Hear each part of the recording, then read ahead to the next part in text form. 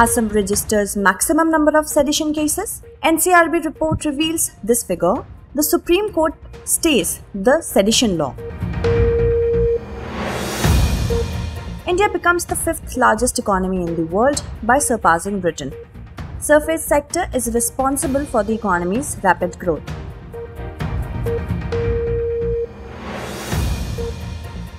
Aircraft carrier INS Vikrant commissioned. INS Vikrant is the first indigenous aircraft carrier. India now included in the elite group of countries.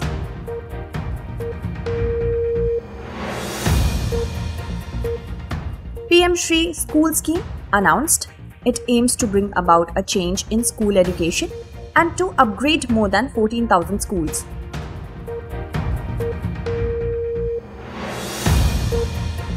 And decision taken to set up Dark Sky Reserve. It aims to promote astronomy tourism. It will be established in Ladakh. Recently, NCRB, that is National Crime Record Bureau, released a report titled Crime in India 2021. The data presented in the report reveals that Assam has recorded the highest number of sedition cases in 2021, and following Assam, Haryana recorded the second highest number of sedition cases, that is 42 cases. If we look at the data of the last 8 years, then we find that the highest number of sedition cases have been reported in Assam itself. According to the report, out of 475 sedition cases registered in India between 2014 and 2021, 69 sedition cases were registered in Assam. The respective data denotes about 14.52% of the total number of sedition cases registered in Assam in the last 8 years. Assam, Haryana, Jharkhand, Karnataka, Andhra Pradesh and Jammu and Kashmir account for more than half of the total sedition cases registered in India in the last 8 years. Significantly, 76 sedition cases were registered across India in 2021, which is nominally more than 73 sedition cases registered in 2020. It is to be noted that Section 124A of the Indian Penal Code defines sedition. According to Section 124A, a case of sedition may be registered against a person who by words, either spoken or written, or by signs, or by visible representation or otherwise brings or attempts to bring into hatred or contempt, or excites or attempts to excite disaffection towards the government established by the law. In addition, a case of sedition may also be registered against a person who insults or tries to defame the national symbols or the constitution or rights or gives anti-government speeches. Apart from this, a case of sedition may be registered against a person who is associated with anti-national organizations, knowingly or unknowingly, and gives any kind of support to them.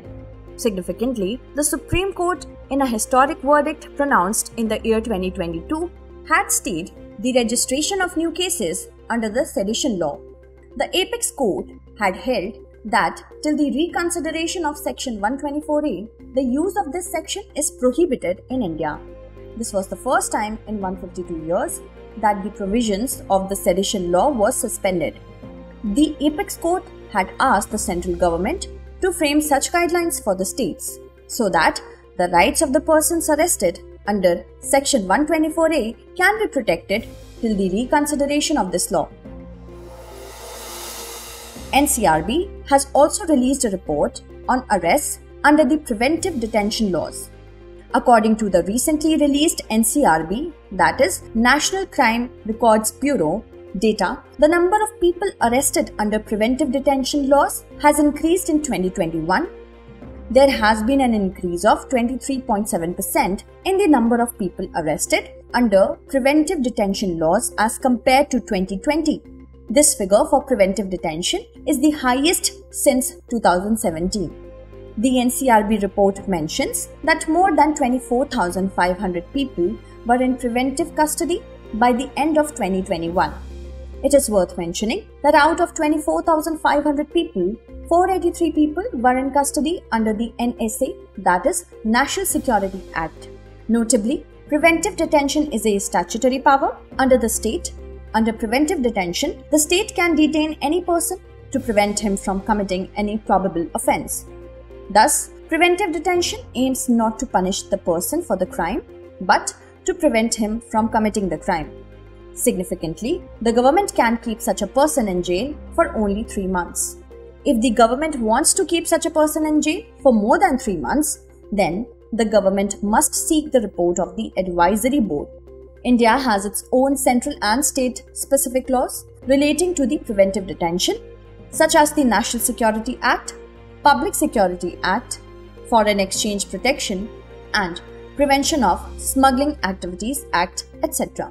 Significantly, Article 22 provides protection to persons from arrests and detention. Notably, there are 2 types of detention. Punitive detention. It refers to the punishment given to a person for the offence committed by him after trial and conviction in court, and preventive detention refers to the detention of a person without trial and conviction by the court. The Supreme Court has taken cognizance several times in the cases relating to preventive detention. In a particular case last year, the Apex Court held that preventive detention is a necessary evil and its use must be restrained. One of the most important questions a court can ask when hearing such cases is whether the common law of the land was sufficient to deal with such a situation. If the answer is yes, then preventive detention should be declared invalid in the case. Recently, a report was published by Bloomberg. According to the report, the Indian economy has managed to get the 5th position in the list, surpassing the UK. Only 4 countries, that is America, China, Japan, and Germany, are ahead of India. It is worth noting that till 10 years ago, India was ranked 11th on the list of global economies, while Britain was at 5th place. Notably, the information about India becoming the 5th largest economy in the world by surpassing Britain is based on the calculations done by Bloomberg, which is based on IMF's database and historical exchange rates. The report mentions that in the last quarter of 2021-22, India's nominal GDP was $854.70 billion based on the dollar exchange rate, while the UK's GDP was $816 billion. Actually, nominal GDP means the value of all final goods and services at current market prices when the value of final goods and services produced in a year is calculated at market or current prices. Then, the obtained value of GDP is called nominal GDP. Factors such as inflation, price changes, changing interest rates, and money supply are also considered while calculating nominal GDP. The report also states that India's economic growth rate is likely to increase in the upcoming times. As a result, the gap between the GDP of India and Britain may widen even more. Furthermore, the IMF also claims that India's economic condition has strengthened in the first quarter of the financial year 2022-23, due to which the Indian economy is expected to grow at a rate of 7% in the current financial year. Experts are of the view that the service sector is the prime force behind the rapid growth of the Indian economy. However, the manufacturing sector is still a matter of concern. Moreover, the uneven monsoon conditions may put an additional burden on agricultural development and rural demand. Recently, a document was released by the Exim Bank of India. This document maps the untapped export potential of India's creative economy. This document has been published under the title Reflection and Development of India's Creative Economy, and it is the first study of its kind on the creative economy. This report was divided into 7 different sections, namely arts and crafts, audiovisual, design and visual, arts, and it was further analyzed in detail as per the United Nations classification to get accurate information about India's creative industry and export potential. According to Exim Bank, creative goods and services worth around $121 billion were exported in 2019. According to UNCTAD, creative economy refers to activities such as advertising, architecture, arts and crafts, design, fashion, film, video, photography and music. Out of the total exports made in 2019, the share of creative services was about $100 billion. During this period, the design segment alone accounted for 87.5% of the exports of various creative goods, while arts and craft accounted for 9%. Significantly, India has a trade surplus of $16 billion in terms of creative goods industry. According to the report, there has been a lot of diversity in the Indian creative economy. Industries such as the entertainment sector are strengthening the creative economy significantly. It can be estimated from the fact that India is ranked 6th in the world in terms of revenue in the international box office market. Exim Bank has made some recommendations to promote the creative economy in India. Under these recommendations, several measures like funding creative industries, easing the issue of copyright and promoting MSME and local artisans are included. Apart from this, it has also been suggested to prepare a single definition of this to promote the creative economy in the country. Recently, Prime Minister Narendra Modi commissioned INS Vikrant. It is India's first and most complex indigenous aircraft carrier to date. With the commissioning of INS Vikrant, India has joined the league of countries like the US, France, United Kingdom, Russia, Italy and China to have such capability. Significantly, this ship has been designed by the Navy's Warship Design Bureau, while it has been manufactured by Cochin Shipyard Limited. This ship is 262.5 meters long and 61.6 meters wide. The displacement capacity of this ship is about 42,800 tons and its maximum speed is 28 knots. Besides, the ship has about 2,200 rooms which have been designed for the use of about 1,600 crew, including women officers and sailors. The ship is capable of operating an air wing of 30 aircraft, including MiG-29K, Kamov-31, MH-60R, apart from indigenously built advanced light helicopters and fighter aircraft. Significantly, the fighter aircraft will be launched from the surface of INS Vikrant using the short takeoff but arrest recovery system. In addition, INS Vikrant is also equipped with a ski jump surface for launching aircraft and a set of 3 arrestor wires for their retrieval on board. Actually, the ski jump surface refers to the lifting of the front part of the runway slightly upwards. When the fighter aircraft takes off at the high speed on the runway, it moves upwards in the air like a projectile motion. After takeoff, it starts flying at a regular speed by using its engine power. This technique of launching with the help of a ski jump surface is called short takeoff but arrest recovery system. Notably, the commissioned vessel has been named after India's first aircraft carrier, INS Vikrant. INS Vikrant had played a pivotal role in many military operations, including the 1971 Indo-Pak War. Significantly, India had purchased the old INS Vikrant from the UK, which was commissioned in 1961 and then decommissioned in 1997. Recently, Prime Minister Narendra Modi has announced PM-SHRI School, that is, Prime Minister's School for Rising Indian School Yojana, on the occasion of Teachers' Day. The scheme aims to bring changes in school education. It also aims to make school education in line with the new education policy. Under the scheme, a target has been set to upgrade 14,500 schools as PM-SHRI schools across India. PM-SHRI is a centrally sponsored scheme. The scheme cost will be shared between the centre and the states, union territories in the ratio of 60:40. However, in the case of Himachal Pradesh, Uttarakhand, Jammu and Kashmir, union territories without legislature and northeastern states, the central government's contribution will be 90%. Notably, Kendra Vidyalayas and Jawahar Navodaya Vidyalayas functions entirely under the Ministry of Education. Therefore, these schools are fully funded by the central government. However, Jawahar Navodaya Vidyalaya have been established for providing education to the talented students of rural areas.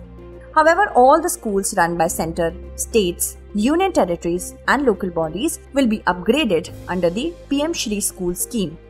Significantly, these schools will also guide and encourage other nearby schools. These schools will be upgraded and will be equipped with modern infrastructure like labs, smart classrooms, libraries, sports equipment, art rooms. In addition, facilities for water conservation, water recycling, energy efficient infrastructure will also be available for developing these schools as green schools. Recently, International Labour Organization has published a report related to the social security. This report is titled World Social Protection Report 2020 to 2022, Regional Cooperation for Asia and the Pacific. According to the report, only 25% of Indians are covered under the social security scheme. At the same time, about 28% of the citizens of Bangladesh are getting benefit of a social security scheme. In such a situation, the situation of India is more serious than Bangladesh in terms of social security. According to the report, only 47% of the global population was covered under a social security benefit till 2020, whereas the remaining 53% of the global population was completely vulnerable, that is, deprived of the benefits of a social security scheme. In addition, the report also highlights gender disparities in social security coverage. It mentions that women get 8% less social security coverage than men. Notably, Mongolia, New Zealand, Singapore and Australia are among the countries where the entire population is covered by a social security network. In the case of Myanmar and Cambodia, only less than 10% of the citizens are covered by a social security network. Actually, in India's case, social security benefits are less than 5% of GDP per capita. The report mentions that 3 out of 4 workers in Asia-Pacific region are vulnerable to illness or injury at the workplace. This situation is extremely worrisome in countries with comparatively low GDP per capita, such as Afghanistan, India, Nepal and Pakistan. These countries provide cover against illness or injury to only 5% of the total workforce. Recently, Niti Aayog released the 4th Progress Report on Poshan Abhiyan. According to the report, even 50% of the allocated amount for the Poshan Abhiyan has not been spent by the state. Actually, the central government had allocated Rs 9,046.17 crore for the scheme, which was to be spent between 2018 and 2020. The report claims that the 3 states among the large states category, that is Kerala, Karnataka and Tamil Nadu, have spent only about 60% of their Poshan Abhiyan funds. As a result, there was a slight improvement in these states in the 3 years. Punjab and Odisha were identified as the worst performing states among the small states category. Nagaland, Meghalaya, Sikkim and Mizoram have utilized most of their respective allocated funds. At the same time, the position of Arunachal Pradesh and Manipur in terms of expenditure is very poor. Among the union territories, Lakshadweep has utilized the maximum proportion of funds. The report mentions that there is an urgent need to improve this program without delay through recruitment of human resources, procurement of equipment, community-based programs and media such as information, education and communication. Notably, the National Poshan Abhiyan is the flagship scheme of the central government. This scheme was launched in 2018 with the aim to improve the nutritional status of children, pregnant women, lactating mothers and adolescents. Recently, the Department of Science and Technology has announced to set up India's first dark sky reserve, which is to be built in the next 3 months at Hanle, Ladakh. It aims to attract tourists from all over the world to promote astrotourism in Ladakh. The formal decision to set up this dark sky reserve was made in June 2022 through a memorandum of understanding signed between the Bangalore-based Indian Institute of Astrophysics, the Ladakh Union Territory Administration and the Ladakh Autonomous Hill Development Council. A dark sky reserve is a designation given to a place that has policies in place to ensure that a tract of land or region has minimal artificial light interference. These places are kept free from the pollution of artificial light. These places are naturally dark at night and only have natural light from the stars. Usually, such dark sky reserves are built around a park or observatory. Several such reserves exist around the world, but none so far in India. Notably, Hanle is a village located on the Ladakh-Tibet route at an altitude of about 4,500 meters above the sea level. Hanle is already recognized as the world's highest place for astronomical studies, for study of optical, sub-millimeter and millimeter wavelengths of infrared waves. Significantly, the Indian Astronomical Observatory is also located in Hanle. It is the world's highest observatory for optical and infrared astrophysics. It is being operated by the Indian Institute of Astrophysics, Bangalore, the Himalayan Chandra Telescope, High Energy Gamma Ray Telescope, Major Atmospheric Cherenkov Experiment Telescope and Growth India are the major telescopes placed in this observatory. They are used to study the origin and evolution of stars, galaxies, exoplanets and universes. Recently, ISRO successfully tested the IAD, that is, Inflatable Aerodynamic Deaccelerator Technology. ISRO has stated that this technology will reduce the cost of spent stage recovery in the upcoming times. It will also prove helpful in the safe landing of payloads on other planets. Spent stage recovery refers to the unutilized leftover parts of the rocket. The IAD technology has been designed and developed by the Vikram Sarabhai Space Center. It has been successfully test-fired by Rohini 300 sounding rocket from Thumba Equatorial Rocket Launching Station. Sounding rockets are launched for collecting data related to space and for scientific experiments. This series of sounding rockets developed by ISRO has been named Rohini. Presently, this series includes important rockets like RH-200 and RH-300. Actually, IAD is a technology associated with reducing the speed of an object falling through the atmosphere. Its cover is made of Kevlar fabric coated with polychloropene. The special feature of this technology is that when humans or satellites will be sent to space or any planet, then it will slow down the speed of the vehicle during landing. Consequently, landing humans or satellites on the fixed orbit or the surface of the planets will become easier. Significantly, ISRO is the space agency of the Government of India. It was established in 1969, headquartered at Bangalore. It conducts its research activities through various centers. Recently, the US space agency NASA had to abort the launch of the Artemis 1 mission for the second time within a week. The Artemis 1 mission was to be launched on 29 August 2022 from the launch pad 39B of Kennedy Space Center, Florida. However, the launch was aborted due to leakage of liquid hydrogen in the rocket engine's tank during refueling. Actually, the Artemis mission is a flagship mission of NASA.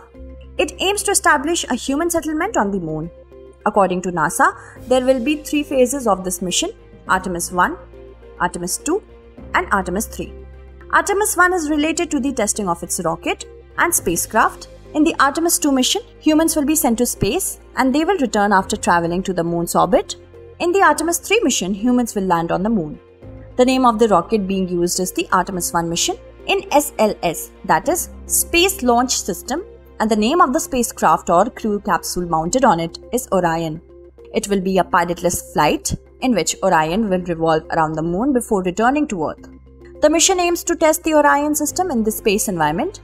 Significantly, in recent years, China has successfully landed 3 robotic missions to the moon. Apart from this, India and an Israeli non-profit organization has also sent landers in 2019, although both of them were unsuccessful. Recently, IAEA, that is International Atomic Energy Agency, visited Ukraine's Zaporizhzhia nuclear power plant. According to the agency, this visit aimed to assess the safety status of the planet. Actually, the planet was taken over by the Russian army in March 2022, and a few days ago, its electricity was cut from the grid for the first time in the history of this plant. Since then, this plant has become a matter of concern as the Russia-Ukraine war has reached its doorstep. However, this plant is still being operated by Ukrainian employees. Significantly, this is the largest nuclear power plant in Europe. Notably, this plant is not only the largest nuclear power plant in Europe, but it is also one of the 10 largest power plants in the world. Its construction was started by the Soviet Union in 1984. It can generate around 5,700 megawatts of electricity. This plant is located on the eastern bank of the Dnieper River in Ukraine. According to the IAEA, there are 15 functional nuclear reactors in Ukraine. The IAEA is an autonomous intergovernmental body that works to promote safe and peaceful nuclear technologies. It was established on 29 July 1957.